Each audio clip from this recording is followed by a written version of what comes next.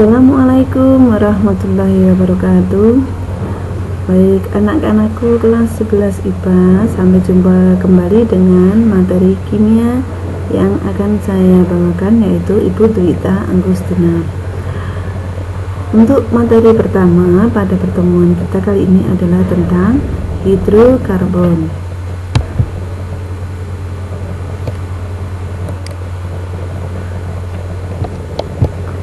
Nah, hidrokarbon dalam kehidupan sehari-hari sering kita jumpai. Jadi ini pemanfaatan hidrokarbonnya. Jadi ada LPG, ada bensin, aspal, kemudian pengelasan. Nah, ini semuanya adalah jenis-jenis hidrokarbon yang dimanfaatkan. Nah, sekarang kita masuk ke penggolongan senyawa berdasarkan asalnya. Jadi sudah tahu tentang hidrokarbon ya. Jadi sudah ada bayangan apa yang akan kita bahas nanti.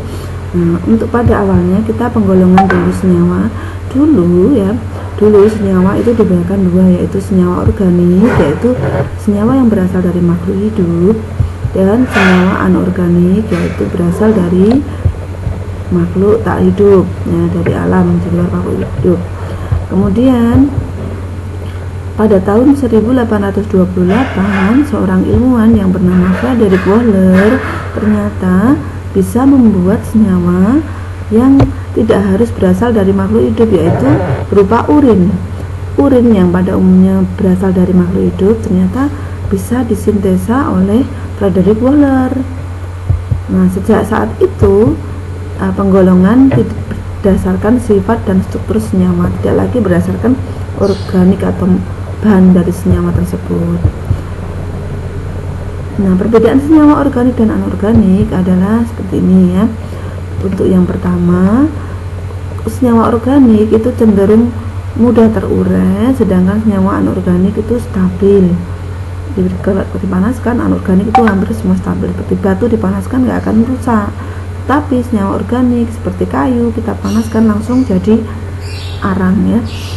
Kemudian titik didih dan titik lebur rendah. Nah, umumnya senyawa organik itu titik didihnya rendah.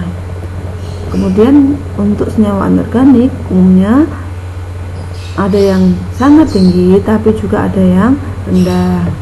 Untuk kelarutan, senyawa organik cenderung larut dalam pelarut non-polar, sedangkan senyawa anorganik larut pada senyawa polar.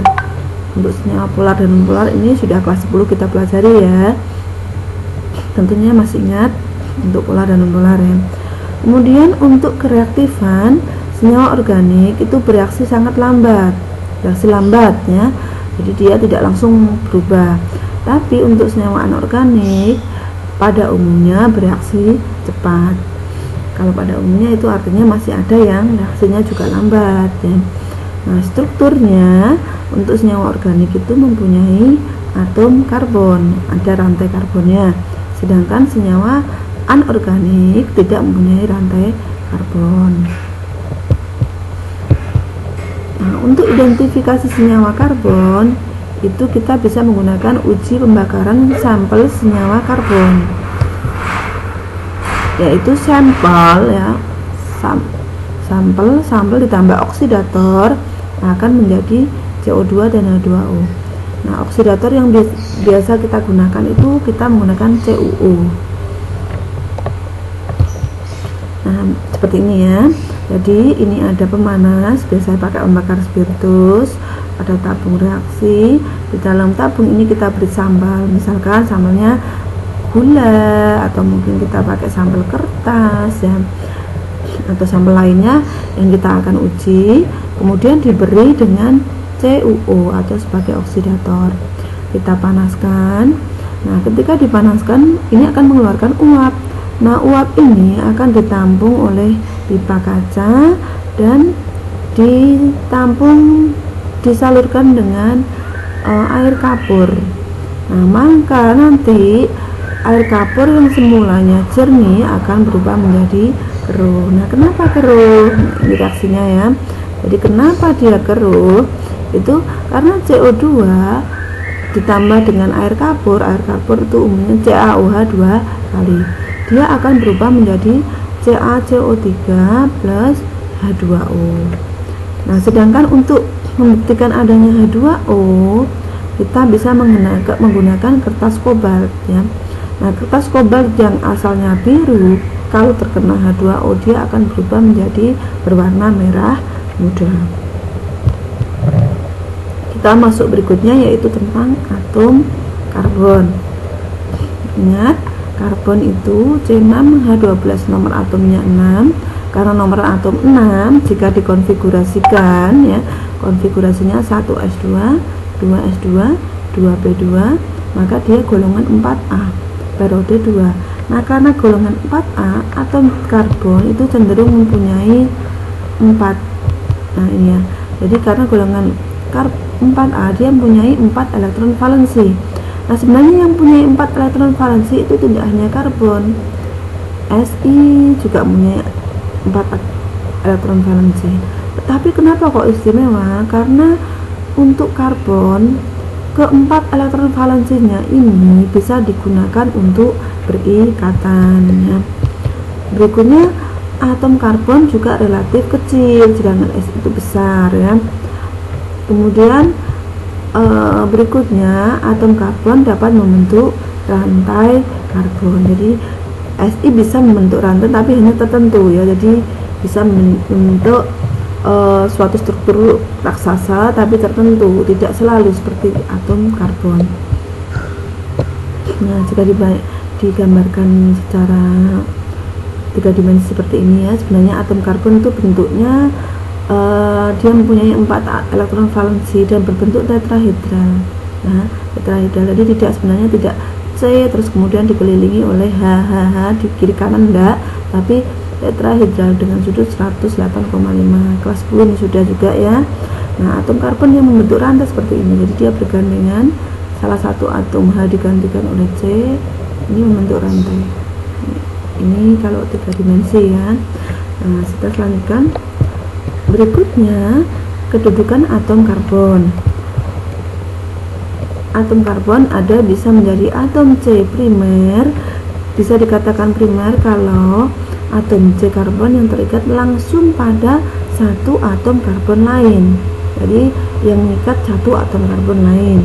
Kemudian C sekunder, yaitu atom karbon yang terikat langsung pada 2 atom karbon lain. Kemudian ada C tersier, yaitu atom karbon yang terikat pada 3 atom C lain. Yang terakhir ada C quaterner, yaitu atom karbon yang terikat pada 4 atom C lain. Nah, ini contohnya ya. Kita coba perhatikan. Ini atom C yang pertama, dia mengikat satu atom C lain, maka dia termasuk atom C primer. Yang atom C yang kedua ini dia mengikat 2 atom C lain, maka sekunder.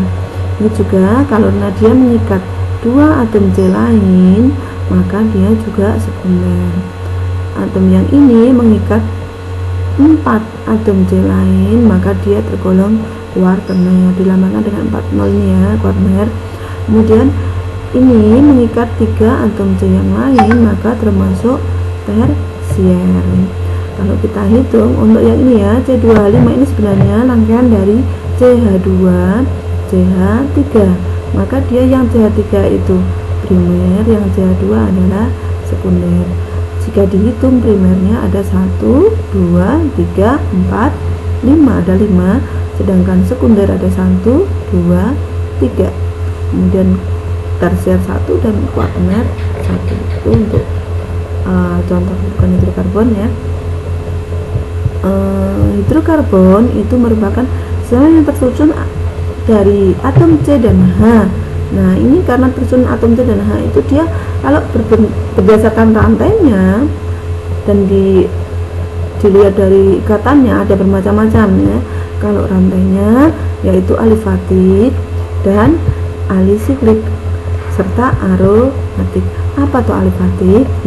Alifatik itu C-nya atomnya terbuka, jadi C berikatan dengan C berikatan dengan C secara terbuka. Sedangkan alisiklik itu dia secara tertutup, jadi C berikatan dengan C tertutup. Sedangkan aromatik ini nanti C ya, setelah ini ya ada ya. Saya lanjutkan. Kemudian jenis ikatannya yaitu alkana, alkena, dan alkuna. Alkana itu ikatannya tunggal, alkena rangkap, dan alkuna rangkap 3. Ini setelah ini ada berbagai macam bentuk ikatan seperti ini ya. Jadi ini karena dia hanya ikatannya satu, nama ikatan tunggal, ikatan rangkap alkana, alkena, ikatan rangkap 3, alkuna.